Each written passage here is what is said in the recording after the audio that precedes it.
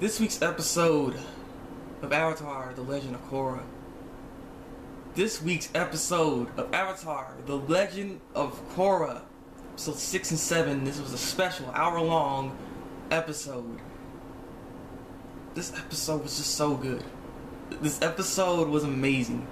This episode was the best episode I've seen of Avatar, The Legend of Korra. And I'm talking about the entire series, people. It's the best episode of the entire series. This episode made me feel like I was watching Avatar, The Last Airbender again. Like, I was getting that feeling from it. I was getting that feeling from this episode. I was just like, yes. Just everything was just so good about this episode. There's not really anything I can say bad about this episode. It was just that good to me. I thoroughly enjoyed this episode a lot. Literally just a lot. Like, when it came to the animation was beautiful. It was stunning. It was just so good. Freaking the fire just looked so nice. Like, everything looked so crisp and clean. Like, honestly, if you play the game Okami, that's kind of what the animation was kind of playing on. Like, if you play that game, you know exactly what I'm talking about. And this just, it just looked so good when I was looking at this. Like, yes, like, oh, what the heck? But I love it. I love it.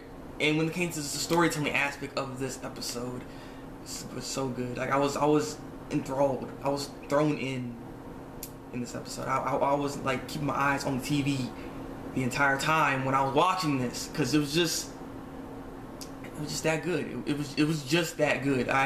I literally just can't wait for the next episode. I can't wait how this is all gonna just go out now, because this episode set up something very, very interesting, and I got a theory that I think is gonna end up happening. What not Varrick, but what Unalaq is going to do, because he's trying to open up both these portals. But let me get into this. So with this episode, Juan was just an ordinary person, right? Juan was ordinary, just like any other human. The thing is, they lived on these lion turtles, which is interesting. So yeah, they live on these lion turtles, and there's more than just one lion turtle. I would say there's probably like maybe 5. I mean, I don't know. They didn't specify how many, but I'm gonna assume there's 5 because there's one for each element.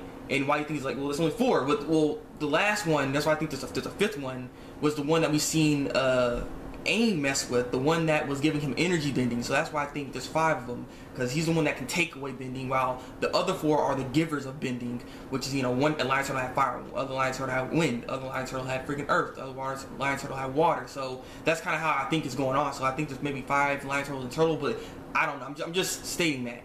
But nonetheless, like I said, they were just living there, and he ended up basically wanting fire. You know, he wanted to try to do something for his friends and stuff, because they're eating just like some bread, I guess. I don't know. Like, this, it's not good food. They're not really eating much. So what he wants to do is try to get the ability of fire, so he can end up going into this kingdom that's kind of like ruling over the town at the moment. And you know, they're rich and wealthy and eating good food and stuff. So he wants the ability to try to take some of that food from them. So he ends up getting the fire bending from the lion turtle. He allows him to have it, and then thus going and breaking in, trying to get the food.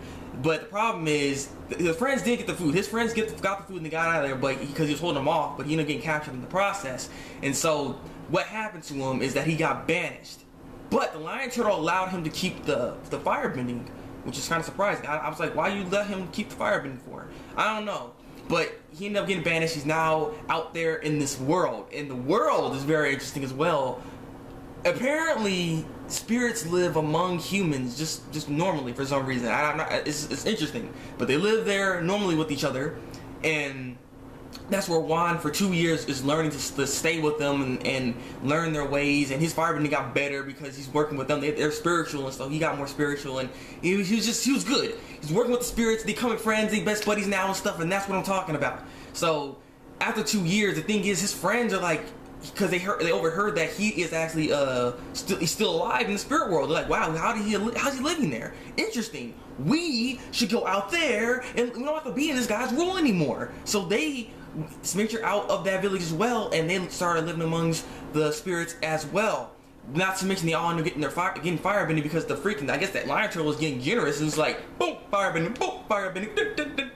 Everybody got firebending. Like, I don't know why he was doing that though. I mean, I thought it was only like a select few that he'll give it to, but apparently, like, he can just give it to anybody. Like, you don't care about giving it to other people. I mean, I know he can give it to other people. I'm just surprised he's giving it to other people. You know, but nonetheless, everyone was getting firebending and stuff. But during that time, like I said, he learned a lot and was caring for the spirits and stuff like that. And the thing here is we see him and things are starting to get kind of ridiculous. Like, he ends up trying to go venture out into other areas right now, right? And he ends up encountering two spirits that's fighting with each other. What was their names? Vaatu and Rava. Yeah, Vaatu and Rava. Vaatu is an evil spirit that wants to just destroy the world, basically. That's kind of what he wants to do. And Rava is the protector, is the one that's trying to keep balance in the world and is taming Vaatu. The problem is, the thing here, freaking Wan ends up interfering in the struggle that she was having with Vaatu, ends up letting Vaatu free, and so that brought chaos to the world. And so that's where Rava and Wan have to come together and have to stop this person, you know, stop Vaatu basically from destroying the world, because we see that his influence is getting, like, as long, like, the spirits get angry because humans won for, like, attacking areas and stuff like this, and they're destroying stuff, and it was just getting ridiculous. Like, that's just an interesting moment here, actually, because we see the spirits that he's always been hanging around with for 2 years. Wan was there, and then he had his friends there, and his friends were actually, like, fighting spirits trying to kill him and stuff, because you know, spirits killed some people before.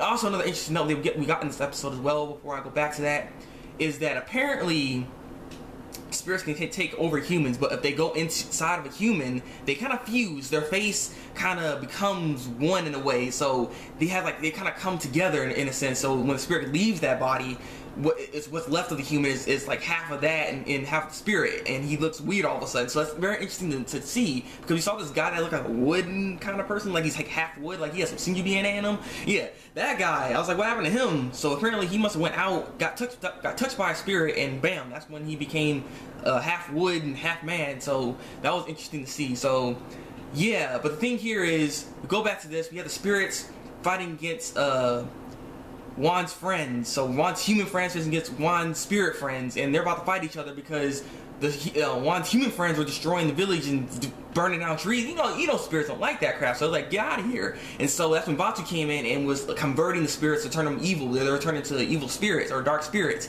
So that they're getting stronger. Like, you gotta get that guy out of here. And so he was trying to stop all this, trying to mediate it. He didn't choose one side, and this is what I'm trying to get at. He did not choose one side. You know.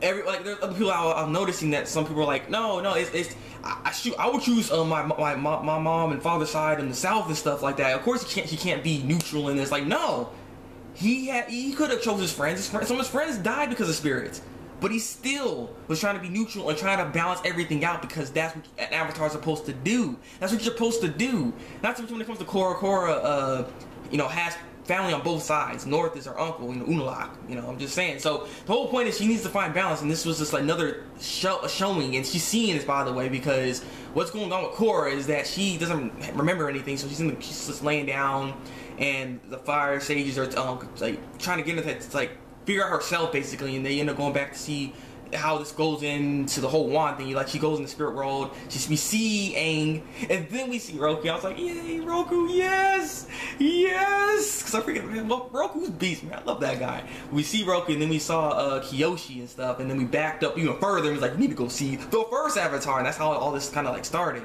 But like I said, he was trying to mediate this, and the thing here is, Rava goes inside of Wan, and that's when we see him going to the Avatar state, controlling all four elements and stuff. I'm like, oh, that's what I'm talking about. So that's how like the Avatar state kind of came in. But the problem is the spirit can't stay in the body for too long, or otherwise they'll die. So he couldn't control it for very long, and that's when it fell out, and that's when those two started fighting against each other, and they got completely wiped out. And it's like he lost all of them. Well, not all of them, but the spirits won and killed all of his friends. So yeah, he couldn't do anything about that, and so he learns all the abilities. He ends up making sure that he's gonna go and attack Vaatu. That's where he's gonna go. He's gonna go and try to stop Vaatu at this point. So he's trying to get all the elements, and Rava is gonna teach him. And how they teach each other, by the way, or how he learns all the other elements, by the way, is that Rava goes inside of him, passes through him, and it allows him to have the ability. So that just shows that not anyone can just become the Avatar. Not anyone can just have other abilities, because what happens to Rava later in the episode kind of also explains this as well. So I just like the fact that they had that, so it would be like, it wouldn't be like no like plot hole. People be like, oh well, anyone can become an Avatar. No, it can't, because you have to have her go through you in order for that to happen. So he got all the elements. He goes and confronts Vaatu laughing at him because he's like, you are human, you can't mess with me. And so they fight and stuff. And at the end of the day, he ends up sealing him. What he does, he goes into Avatar state. Rava goes with him. He stays inside of his body forever because he's like really small. Goes inside. He ends up. Both the portals are open, by the way, the north and south portal. He ended up touching that portal, which allowed her to stay inside of his body forever. That's what made him the full-on Avatar at that point. And so he ends up like locking him up in all of the elements and put him inside a tree. And we've seen this tree actually in a couple episodes back, actually, what we're looking at. So, like I said, I got something I gotta say. So he ends up locking him in there, and he ends up closing both the portals, allowing all the other spirits go into back to their spirit worlds where they live, and he'll be the bridge between both worlds. And that's kind of how it ends off with him actually dying at the end, and that's when the cycle goes on. And that's how Korra remembers herself at this point, because she is the Avatar. I think this gives her a sense of responsibility, a sense of justice, a sense of what she should do. A sense that you always have to be the mediator. You cannot be on one side. You are the neutral party because you are the Avatar. So I'm hoping that she's learned this. She learned lessons watching Wan mess up and him fixing this problem. And the thing is, you still couldn't really actually fix anything because the humans are just, he couldn't fix the evil. Humans are still evil and stuff. He was trying to make the balance, and it just wasn't working. He was like in a war and stuff. I'm like, god dang. So it was just really bad. So yeah, so that's at the end of the episode, because you see Korra, she remembers herself, and she ends up getting a sky bison. Apparently, and this was another interesting thing, apparently the fire sages were raising sky bisons for 100 years. I'm just like, okay, that makes sense. So alright, so she ends up now getting a bison, so maybe she's gonna name it, maybe that's gonna be hers, I don't know. But that's in the episode there, because she's going to go and stop and close the other portal now. So that's what she's going to go and do. So here's the thing. Here's my thoughts on this. Here's what I think is going to actually happen. Because this is interesting. The thing here is, basically what I'm thinking Unalaq wants to do is open both the portals. Once he opens both the portals, he can get Vaatu out. Now, how did Wan become the Avatar? By Rava going inside of him, and that's how and then going through the elements and stuff like that, back and forth, and that's how he kind of became the Avatar there. So what I'm thinking he's trying to do, what I think Unalaq was trying to do here, I think he's trying to unlock Vaatu so he can seal him inside himself, making him an Avatar, and then it'll be an Avatar versus Avatar battle. I don't know if that's really what he's trying to do, but I think that could be one of the possibilities, anyways. Because you got to think about it, like, basically, Rava was basically the one that's basically building the bridge and trying to keep things peaceful and such, while the other spirit was trying to make chaos and destroy the world. So that he'll be like the dark Avatar in a way, where his sole purpose is to bring despair and chaos to the world, while Korra is there to bring peace to the world. So it's going to be very interesting. So I'm not sure if that's the case, is what's going on, is what he's trying to do, or there could be a different motive. But I'm thinking that could be the case, and this could actually make a cycle of evil avatars, basically. So this will be very interesting, and that can make another season for itself right there. It's like, maybe Korra actually does end up taking Unalaq, because it's her grandfather's life at that point or something, because there's nothing else he can do. Or nothing else she can do, I mean. And so he's like, well, I'm just going to be reincarnated, and we're going to make sure this world ends with chaos. Or I don't know. Like I said, I don't know if that's exactly what he's trying to do, but I'm just saying that could be one of the cases. So I don't know. This was just very interesting. I loved everything about this episode. I liked the fact, also another thing too, when it came to the Avatar from the air nomads. The air nomads in here, they were flying. They were flying like little nimbus clouds and stuff. It's like, what? Why aren't they doing this now? Tenzin, use that ability. Why are you using that big old ball thingy? You can fly in the air. Use that. I don't know why they're using that. When I saw that, I was like, what?